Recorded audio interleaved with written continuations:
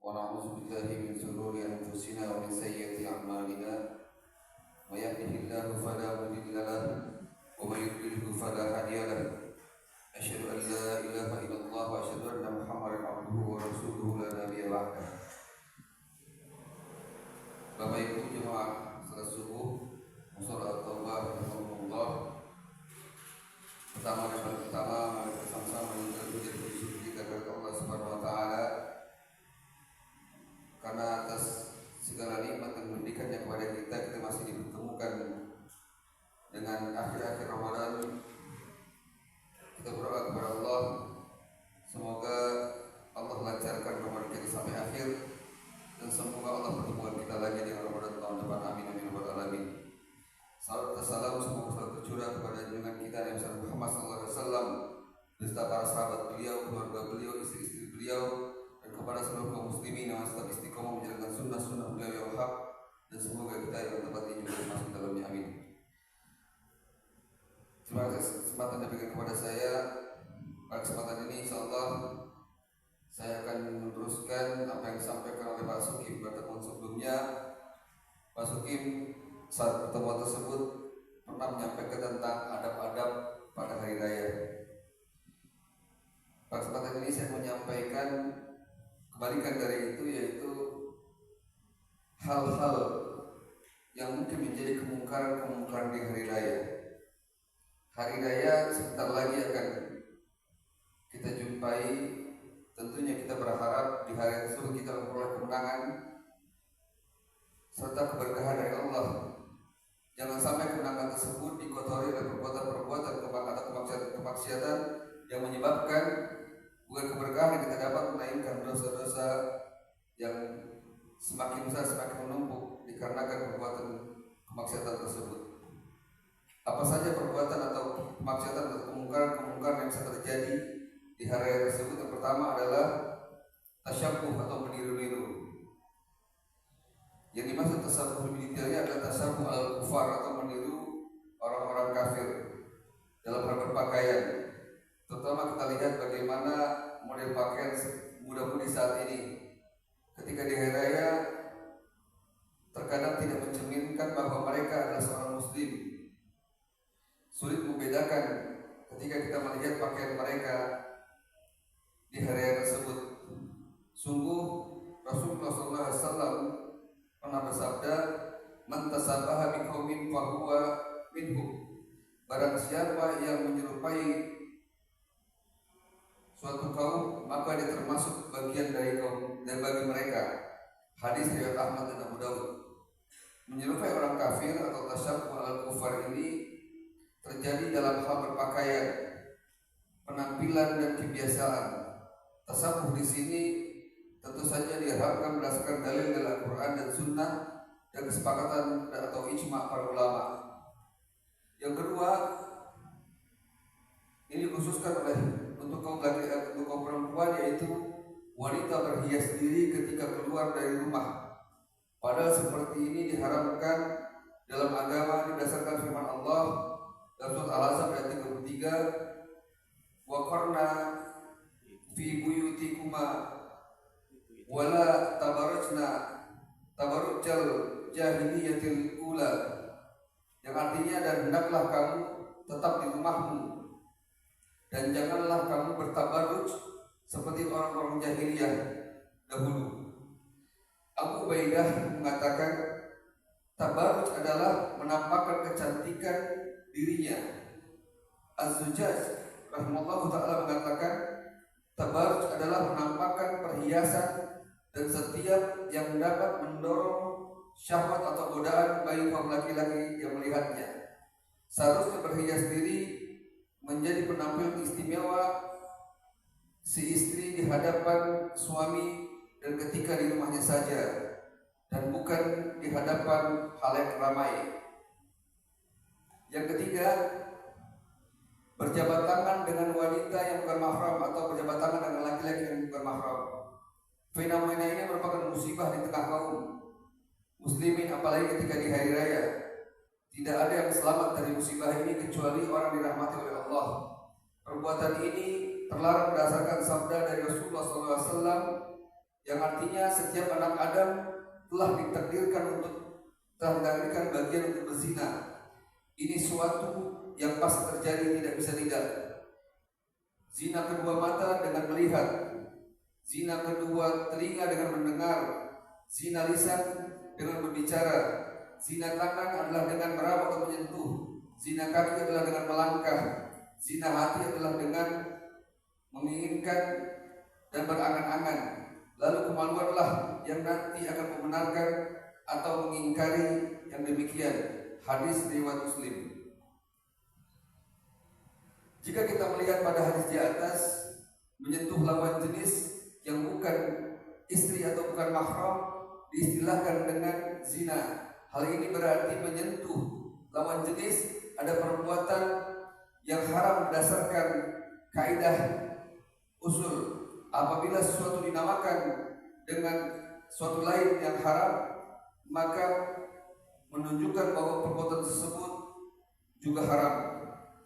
Lihat bagaimana contoh dari suri turun kita Rasulullah SAW.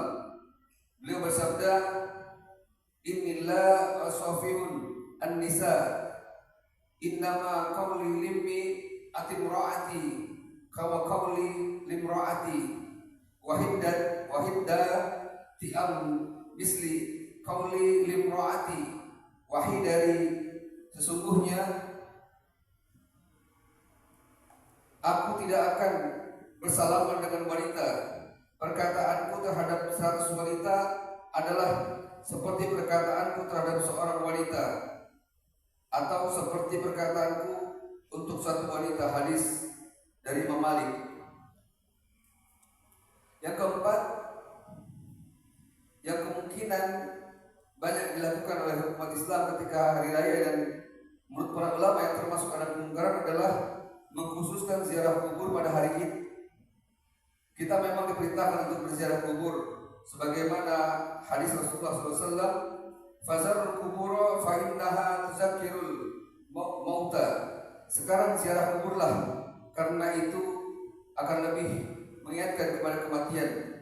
Namun tidaklah tepat diyakini bahwa setelah Ramadan adalah waktu terbaik untuk menziarahi kubur orang tua maupun kerabat kita yang kita kenal. Kita boleh berziarah kubur kapan saja agar hati kita semakin lembut karena mengingat kematian. Masalahnya jika seseorang mengkhususkan ziarah kubur pada waktu tertentu dengan meyakini bahwa setelah Ramadan adalah waktu yang paling utama atau yang paling baik untuk menyadran atau nyakar, ini sungguh sebuah keliruan dan tidak ada dasarnya dari ajaran Islam, baik dari Quran maupun as-sunnah Rasulullah SAW.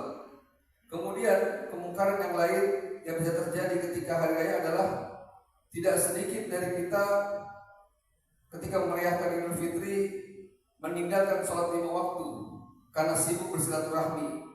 Kaum pria tidak memperhatikan sholat berjamaah pada saat tersebut di masjid. Wallahi, sungguhnya ini adalah suatu bencana yang amat besar. Padahal Rasulullah SAW bersabda,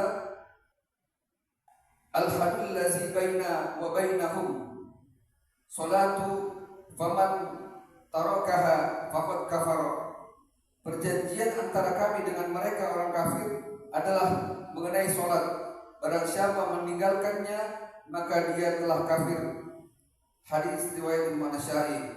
Umar bin Khattab rahimahullah taala radhiyallahu anhu pernah mengatakan di akhir-akhir hidupnya, tidaklah disebut seorang muslim orang yang meninggalkan sholat.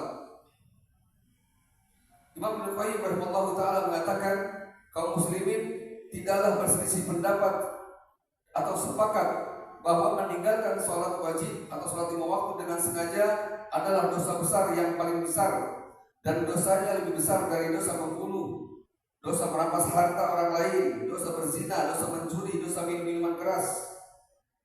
Orang yang meninggalkan sholat akan mendapat hukuman dan keburukan dari Allah serta mendapatkan kehinaan di dunia maupun di akhirat. Yang keenam, pada saat hari raya sering terjadi kemungkaran yang berbentuk bergadang di saat malam Idul Fitri untuk bertakbir hingga pagi, sehingga kadang tidak mengerjakan sholat subuh dan sholat id di pagi harinya. Diriwayatkan dari Abi Barzah, beliau berkata, Rasulullah SAW membenci tidur setelah sholat dan ngobrol-ngobrol setelahnya. Imam Ibnu Battal menjelaskan, Nabi SAW tidak suka bergadang setelah sholat Isya karena beliau sangat ingin melaksanakan sholat malam dan khawatir jika luput dari sholat subuh berjamaah. Umar bin Khattab radhiyallahu anhu sampai-sampai pernah memukul orang yang bergadang setelah sholat Isya. Beliau mengatakan, apakah kalian sekarang bergadang di awal malam, nanti di akhir malam tertidur lelap? Takbiran biasanya dilakukan terkadang sering mengganggu kaum muslimin yang lagi istirahat.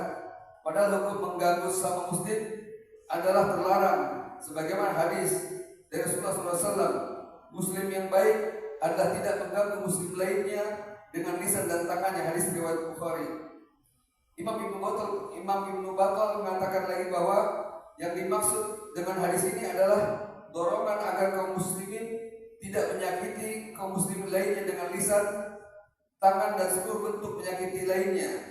Al-Imam Hasan Al-Basri rahimahullah ta'ala juga mengatakan, orang yang baik adalah orang yang tidak menyakiti walaupun itu hanya menyakiti seekor semut. Perhatikanlah perkataan yang sangat baik dari Imam Hasan Al-Basri. Seekor semut kecil saja dilarang disakiti, lantas bagaimana dengan manusia yang punya akal? Perasaan disakiti dengan suara bising atau mungkin lebih dari itu. Hal tersebut bukan berarti terlarang bertakbir, namun bertakbir melewati malam-malam atau mengganggu orang yang sedang tidur adalah terlarang dalam Islam. Kemudian kemungkaran lain di Hari Raya Idul Fitri adalah merayakan Idul Fitri dengan petasan. Selain mengganggu kaum muslim lainnya sebagaimana penjelasan di atas, petasan juga adalah suatu keborosan. Karena pemborosan kata Ibnu Mas'ud radhiyallahu anhu dan Ibnu Abbas adalah menginfakkan sesuatu bukan pada jalan yang hak. Imam Muqtadah mengatakan yang namanya tabzir atau pemborosan adalah mengeluarkan nafkah dalam berbuat maksiat pada Allah, pada jalan yang keliru dan pada jalan untuk berbuat kerusakan. Allah Subhanahu wa taala berfirman yang artinya, dan janganlah kamu hambur-hamburkan hartamu secara boros. Sesungguhnya pemborosan itu adalah saudara-saudara setan. Surat Al-Isra ayat 26 dan 27. Imam Ibnu Katsir mengatakan Allah ingin membuat manusia menjauhi sikap boros dengan mengatakan, dan janganlah kamu menghambur-hamburkan hartamu secara boros. Sesungguhnya pemborosan itu adalah saudara-saudara setan. Dikatakan demikian karena orang yang bersikap boros menyerupai setan dalam hal ini. Demikian yang saya sampaikan, semoga kita semua dapat menghindari kemungkaran-kemungkaran yang terjadi di hari tersebut, dan semoga bermanfaat. Wa'afu minkum subhanallahumma wa bihamdika asyhadu an la ilaha illa anta astaghfiruka wa atubu ilaik. Wassalamualaikum warahmatullahi wabarakatuh.